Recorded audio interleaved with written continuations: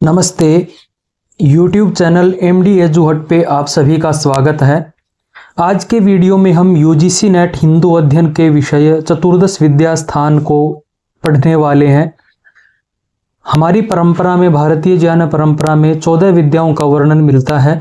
तो इस वीडियो में हम 14 विद्याओं का संक्षिप्त परिचय प्राप्त करने वाले हैं। तो चलिए वीडियो को शुरू करते हैं और हम अध्ययन प्रारंभ करते हैं। सबसे पहले हम विद्या स्थान का परिचय देखते हैं। विद्या स्थान का अर्थ क्या है? ज्ञान का स्थान, वह विषय जहां से विद्या प्राप्त होती है। अर्थात इसमें कहा गया है कि वह ज्ञान का स्थान, ज्ञान का वो स्थान जहां से हमें विद्या की प्राप्ति होती है। भारतीय शिक्षा पद्धति में 14 विद्याओं, जिन्हें चतुर्दश विद्या कहा जाता है, का वर्णन मिलता है। 14 विद्याएं प्राचीन भारतीय ज्ञान परंपरा की आधारशिला है। ये 14 विद्याएं ही हैं जिनके बेस पर भारतीय ज्ञान परंपरा चल रही है। भारतीय ज्ञान परंपरा की जो बात होती है वो उनका मूल आधार जो है वो 14 विद्याएं हैं। इनमें 14 विद्याएं में क्या क्या, किस किस की गणना की जाती है? इनमें 4 वेद हैं, 6 वेदांग है और 4 उपांग है। ये कुल मिलकर के 14 विद्या स्थान बन जाते हैं। तो ये 14 विद्याएं हैं, 4 वेद, 6 वेदांग और 4 उपांग। ये कुल 14 की संख्या है जिन्हें 14 विद्याएं कहा जाता है। चतुर्दश विद्या स्थानों की सूची है आपके सामने। 4 वेद हैं। 4 वेद कौन कौन से हैं? ऋग्वेद, यजुर्वेद, सामवेद और अथर्ववेद। ये चारों वेद समस्त ज्ञान के मूल हैं तथा विद्या स्थानों में प्रथम स्थान इन्हीं का है। तो जो भारतीय ज्ञान परंपरा का मूल है वो 4 वेद हैं। 4 वेद ही हैं जो भारतीय ज्ञान परंपरा का आधार है। और जो 14 विद्याएं हैं उनमें सबसे पहले गणना 4 वेदों की ही की जाती है। उसके बाद 6 वेदांग है। 6 वेदांग कौन कौन से हैं? शिक्षा, कल्प, व्याकरण, निरुक्त, छंद और ज्योतिष। ये 6 वेदांग है, वेदों के अंग है। ये वेदों के अध्ययन में, वेदों के अर्थ को समझने में सहायक जो ग्रंथ है उनको वेदांग कहा जाता है। इसी के साथ साथ 4 उपांग है। 4 उपांग कौन कौन से हैं? पुराण, न्याय, मीमांसा, धर्मशास्त्र। ये वेदों के उपांग हैं जो वैदिक ज्ञान की व्याख्या एवं विस्तार करते हैं। वैदिक ज्ञान की व्याख्या इनमें प्राप्त होती है और वैदिक ज्ञान को विस्तृत रूप से प्रस्तुत करते हैं। ये 4 उपांग हैं जो पुराण, न्याय, मीमांसा और धर्मशास्त्र हैं। अब हम चारों वेदों का परिचय देख लेते हैं। 4 वेद हैं हमारे, ऋग्वेद, यजुर्वेद, सामवेद और अथर्ववेद। तो सबसे प्राचीन वेद है ऋग्वेद। इसमें वैदिक देवताओं की स्तुतियों के लिए मंत्रों का संग्रह किया गया है। उसके बाद हमारा दूसरा जो वेद है यजुर्वेद है। यह यज्ञ की विधि और कर्म कांड का विस्तृत विवेचन है। इस यजुर्वेद में यज्ञ, जो बड़े से लेकर के छोटे सभी यज्ञों की विधियां और उनका पूरा विस्तृत विवेचन यजुर्वेद में प्राप्त होता है। तीसरा सामवेद है। यह संगीतमय मंत्र गायन विधि का आधार है। यह गायन का वेद कहा जाता है। इसी के साथ साथ अथर्ववेद है। यह लोक जीवन, आयुर्वेद और तंत्र विद्या का ज्ञान इसमें हमें प्राप्त होता है। आप चारों वेदों का विस्तृत परिचय प्राप्त करना चाहते हैं तो हमने भी इसके लिए वीडियो बना रखी है, वहां पर आप जाकर के इसको विस्तार से जान सकते हैं। क्योंकि ये तो केवल सामान्य परिचय है, आपको इसमें डीपली भी प्रश्न पूछे जाते हैं परीक्षा में, तो उसके लिए हमने इसको बारे में विस्तार से वीडियो बना रखी है। हमारे YouTube चैनल MD एजुहट पर आप जाकर के प्लेलिस्ट देखेंगे तो आपको वहां पर ये वीडियो आपको मिल जाएंगे। इसी तरह से 6 वेदांग हैं। 6 वेदांग है हमारे, जो शिक्षा, कल्प, व्याकरण, निरुक्त, छंद और ज्योतिष। इनकी जो गणना है वो एक वेद रूपी पुरुष के रूप में भी की जाती है और उनके वेद को एक पुरुष मान करके इन 6 अंगों को उस वेद रूपी पुरुष का अंग माना जाता है। जैसे कि शिक्षा को नासिका कहा जाता है, कल्प को हाथ कहा जाता है, व्याकरण को मुख कहा जाता है, निरुक्त को कर्ण कहा जाता है, छंद को पैर कहा जाता है, ज्योतिष को नेत्र कहा जाता है। इसमें से भी प्रश्न पूछे जाते हैं कि कौन से वेदांग को क्या कहा जाता है। ये बड़ा ही महत्वपूर्ण विषय है। तो वेदांग के विषय में भी विस्तृत वीडियो आपको मिलेगी हमारी YouTube चैनल पर, आप विजिट करेंगे और वहां पर आप देख सकते हैं। शिक्षा किसको कहते हैं? शिक्षा का काम क्या है? शुद्ध उच्चारण। वेद मंत्रों का शुद्ध उच्चारण जो है वो शिक्षा के द्वारा होता है। इसमें वेद मंत्रों को, किस मंत्र को, किस वर्ण को किस तरह से बोलना है, उदात अनुदात स्वरिति, सारी के सारा जो साइंस है, सारा का सारा जो विज्ञान है, वो सारा शिक्षा के अंतर्गत आता है। कल्प है, कल्प में जो वैदिक यज्ञ कर्म कांड है उनकी पूरी विस्तृत विधि दे रखी है कि किस के कैसे उनको करना है, क्या उनकी विधि है।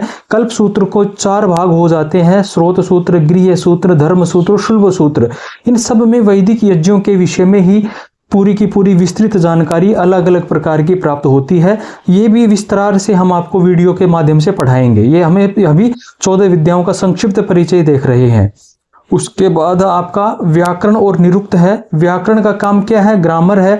पाणिनिकृत अष्टाध्यायी संस्कृत व्याकरण का मूल ग्रंथ है।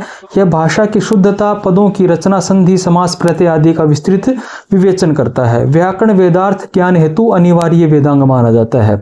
तो वेदों के अर्थ को जानने के लिए व्याकरण की बड़ी ही महत्वपूर्ण भूमिका है। इसी तरह से जो निरुक्त है, निरुक्त आचार्य यास्क की रचना है। इसमें वैदिक शब्दों की व्युत्पत्ति कैसे हुई है, पद बना कैसे है, उसका पूरी की पूरी जानकारी प्राप्त होती है। और निरुक्त को भी वेदों के जो दुर्बोध शब्द हैं, अर्थात जिन शब्दों को जानना आसान नहीं है, उनके अर्थ को जानने में निरुक्त की बड़ी ही महत्वपूर्ण भूमिका है। तो निरुक्त भी वेद के अर्थ को समझने में व्याकरण और निरुक्त दोनों ही वेदांग महत्वपूर्ण भूमिका निभाते हैं। इसके साथ साथ छंद और ज्योतिष 2 हमारे वेदांग हैं। इनके बारे में हम देखते हैं। छंद क्या है? वैदिक मंत्रों की लयबद्धता एवं छंद विधान का शास्त्र है। पिंगल आचार्य द्वारा रचित छंद सूत्र इसका प्रमुख ग्रंथ है। तो पिंगल आचार्य ने छंद शास्त्र लिखा था, जो कि छंद वेदांग का एक प्रतिनिधि ग्रंथ माना जाता है। वेद के जो मंत्र है वो छंदों में निबद्ध है, छंदों के में उनको बांधा गया है। तो ये उनको किस तरह से बोलना है, कैसे उनका उच्चारण करना है, कैसे उनका गायन करना है, ये सारी की सारी जो विधि है ये छंद शास्त्र के अंतर्गत आती है।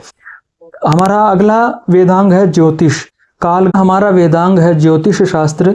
यह कालगणना, नक्षत्र विज्ञान, यज्ञ मुहूर्त निर्धारण का शास्त्र है।